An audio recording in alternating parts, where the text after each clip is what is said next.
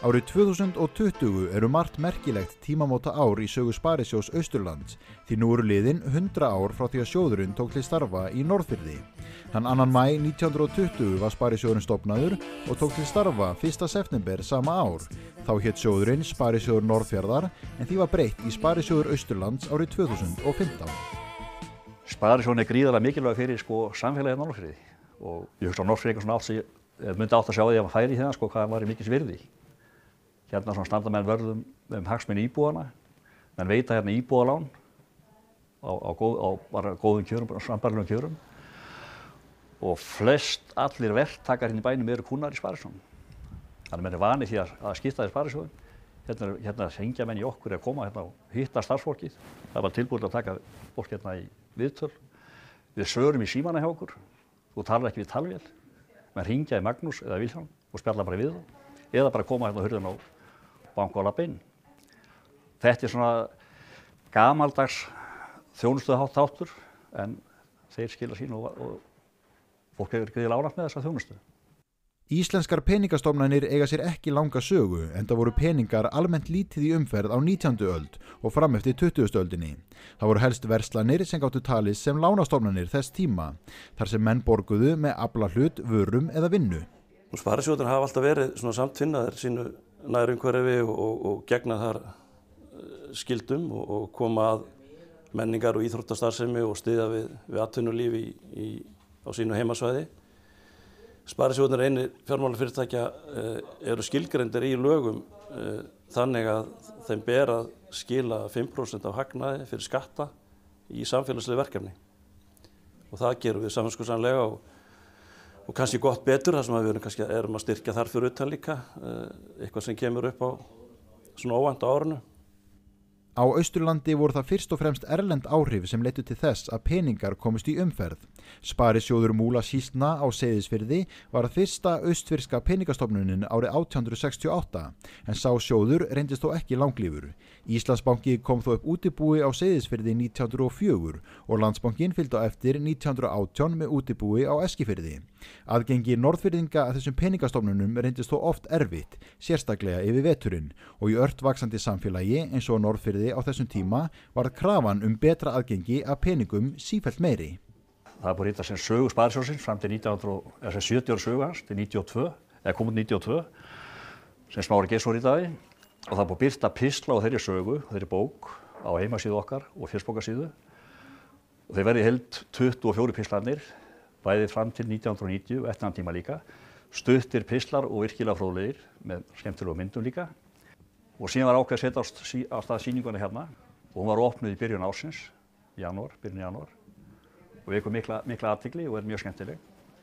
Það var stór dagur þegar Sparisjóður Norðfjarðar tók til starfa á slaginu klukkan 2 þann 1. september 1920 í símstöðinni í húsinu Adamsborg í miðju Neskauptúni. Þennan dag var lagt inn á 43 sparisjóðsbækur, alls 4.039 krónur og voru upphæðirnar allt frá 2 krónum og upp í 1250 krónur.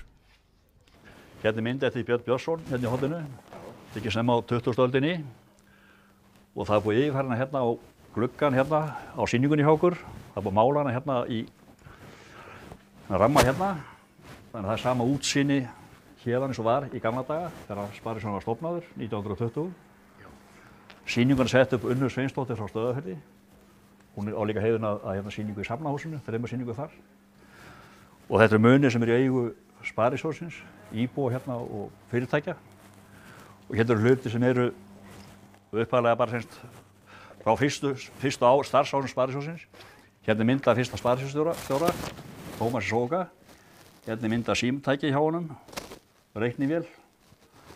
Sömu hlutir hérna á borðunum í sýningunni. Síminn er hérna og reiknivél er hérna. Hérna er bókhaldið, allt saman handskráð.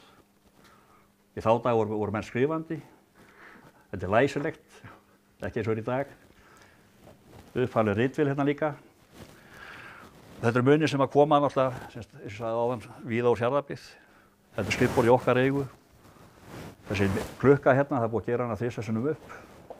Hún er orginal klukkan, en það er búið að skipta að ég held 3 sinnum verki í henni og núna síðast í fyrravetur fyrir okkur. Tómas Óga sá það verk fyrir okkur og hann límdi gömlu vísana yfir nýju vísana. Það var nýjir vísar með nýju verki og hann heldi gömlu semst til að halda semst gamla útlitinu. Og hérna sem fyrsta logoð okkar sem var Unnur fyrrnefnd endurgerði fyrir okkur eftir samkvæmt ljósmyndum. Það er nú gaman að eiga alla þessa muni akkurat á svona tímótum eins og eru. Já, við eigum þetta niðri, sjáum bækurnar hérna. Elsta bókin okkar varðveislega frá Verslun Konráðs í Mjóafirði, hún er frá 1895 og síðan eigum við muni og dagbækur frá því á fyrstu starfsárunum. Og það er ætlunin að koma svo í safn, eða semst á hérna í Skjalasafnið, en það er ekki bara pláss þar ennþá, en við bara geymum þetta vel á meðan. Sýningi var sett upp í tilefni afmælisins, en ég reikna með því að hún verði bara ókomin ár. Tekur mikla athygli og mikla ánægju. Starfsemin hún hefur breyst gríðarlega mikið. Við erum að sjá hérna handskrifaðar bækur og bókhald. Þetta er mikið til rafrænt í dag. Já, hvernig er starfsemin í dag? Jú, það er eitt sem þú segir, hún hefur auðvitað breyst mikið og fylgir auðvitað tækninni. Í dag er fólk að koma minna hingað í afgreiðsluna heldur en var og getur sinnt svona því heima hjá sér að greiða reikninga og gert svona flesta sem að þarf að gera í sinni tölvu.